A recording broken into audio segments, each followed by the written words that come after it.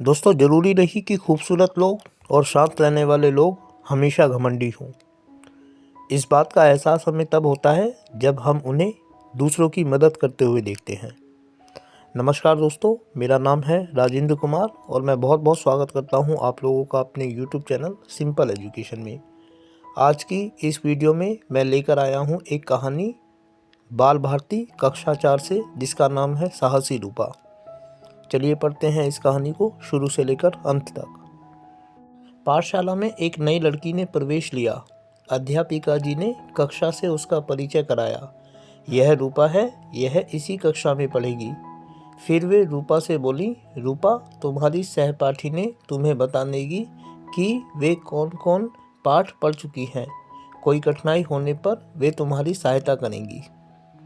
रूपा बहुत सुंदर थी। वह बोलती बहुत कम थी। उसकी सहपाठी ने उससे मित्रता करना चाहती थी, परंतु वह उनसे दूर दूर ही रहती। लड़कियों ने भी 2-3 दिन तो उससे बात करने की कोशिश की, फिर अपनी अपनी सहेलियों में मस्त हो गई। उन्हें लगा कि रूपा बहुत घमंडी लड़की है, वह किसी से बात करना पसंद नहीं करती। एक दिन पाठशाला में पिकनिक का कार्यक्रम बना। सबने सोचा रूपा नहीं जाएगी, परंतु पिकनिक के दिन रूपा ही सबसे पहले विद्यालय के फाटक पर खड़ी थी। पिकनिक का स्थान था एक छोटी सी झील का किनारा। ऊंचे ऊंचे वृक्षों से घिरा यह स्थान पिकनिक के लिए बहुत अच्छा था। झील के चारों ओर फूलों की क्यारियां थी। जंगली फूलों की भी कोई कमी न थी।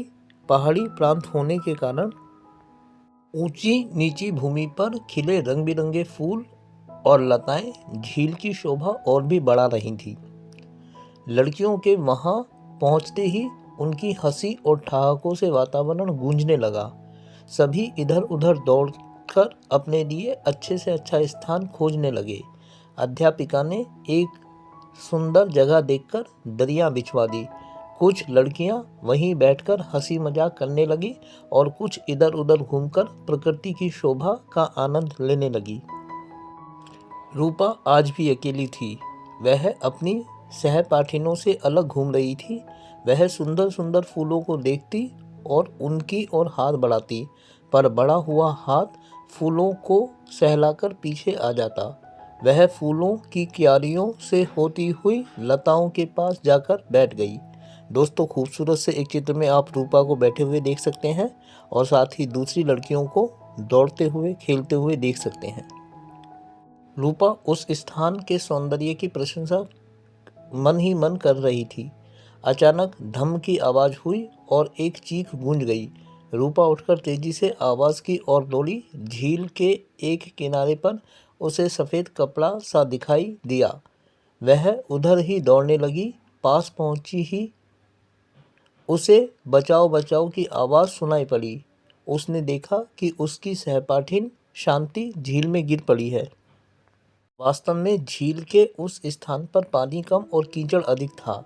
एक तरह से झील का वह भाग दलदल बना हुआ था और लोग उस तरफ बहुत कम जाते थे। रूपा ने जोर से आवाज लगाई, बचाओ बचाओ। उसने शांति से कहा, तुम धैर्यपूर्वक खड़ी रहो, अभी मैं किसी को बुला लाती हूँ। परंतु शांति हाथ पांव पटक रही थी और कीचड़ में और भी धंसती जा रही थी। रूपा ने एक क्षण कुछ सोचा और अपने थैले में से फल काटने का चाकू लेकर पास की लता को जल्दी जल्दी काटने लगी। जैसे ही लता कटी, उसने उसे जोर से शांति की ओर फेंका और चिल्लाई, इसे पकड़ लो शांति, इसे दोनों हाथों से कसकर। दोस्तों, खूबसूरत से एक चित्र में आप शांति को दलदल में गिरे हुए देख सकते हैं और रूपा को देख सकते हैं। दोनों ने लता के माध्यम से एक दूसरे के साथ संबंध बनाया हुआ है। पकड़ लो। शांति ने लता पकड़ ली और वह कीचड़ में पाँव मारने लगी। रूपा ने कहा, इसे पकड़े रहो, पाँव मत मारो, मैं तुम्हें धीरे धीरे अपनी तरफ खींचूंगी। रूपा लता को अपनी ओर खींचने लगी। उसके हाथ जगह जगह से कट रहे थे। उसका कुर्ता भी फट गया था, परंतु उसने किसी बात की परवाह न की। शांति को बाहर लाना कोई आसान काम न था, पर रूपा ने हिम्मत न हारी और धीरे धीरे उसे खींचती रही। शांति को भी अब अपने बचने की आशा हो गई। वह धैर्य से लता को पकड़े रही और आगे आगे घिसटती रही। बीच बीच में रूपा बचाओ बचाओ भी चिल्लाती रही। लोगों ने बचाओ बचाओ की आवाज़ सुनी तो वे उधर दौड़े। रूपा बहुत थक चुकी थी। उसके शरीर से पसीने की धार बह रही थी। उसका मुंह लाल हो रहा था, पर वह लता को खींचे जा रही थी। उसी समय अध्यापिका जी तथा झील का एक चौकीदार वहां पहुंच गए। उन्होंने रूपा के हाथों से लता ले ली और शांति। दोस्तों, खूबसूरत से चित्र में आप रूपा को देख सकते हैं और देख सकते हैं कि बाकी लड़कियां किस तरीके से उसके चारों ओर हैं, या तो उसे छेड़ रही हैं या उसका गुणगान कर रही हैं। को खींचने लगे। शांति कीचड़ से निकल आई और घिसटती हुई सूखी जमीन पर आ पड़ी। रूपा बेहोश हो गई थी। इतने में अन्य लड़कियां भी वहां पहुंच गई। रूपा के मुंह पर पानी के छींटे मारे गए। वह होश में आ गई। शांति का शरीर कीचड़ से लथपथ था। उसे भी कई खरोंचें लगी थी, पर वह होश में थी। रूपा सबको पूरी बात बता रही थी और सभी लड़कियां उसे प्रशंसा भरी दृष्टि से देख रही थी। अध्यापिका ने रूपा की पीठ थपथपाई और शांति ने उसको धन्यवाद देते हुए कहा, आज तुम ना होती तो मैं अपने प्राणों से हाथ धो बैठती। हम तुम्हें अभिमानी समझती थी, पर तुम तो सच्ची मित्र निकली। रूपा ने शर्माते हुए कहा, नहीं नहीं, ऐसा नहीं है। मुझे किसी से बात करते संकोच होता है। तभी एक लड़की बोल उठी, तो हाँ, अब हम तुम्हें अभिमानी नहीं शर्मीली कहा करेंगे। सभी लड़कियां ठहाका मारकर हंसने लगी और वातावरण में फिर से प्रसन्नता छा गई। तो दोस्तों, ये थी छोटी सी कहानी साहसी रूपा। कैसी लगी आपको ये कहानी? कमेंट बॉक्स में मुझे ज़रूर बताइए।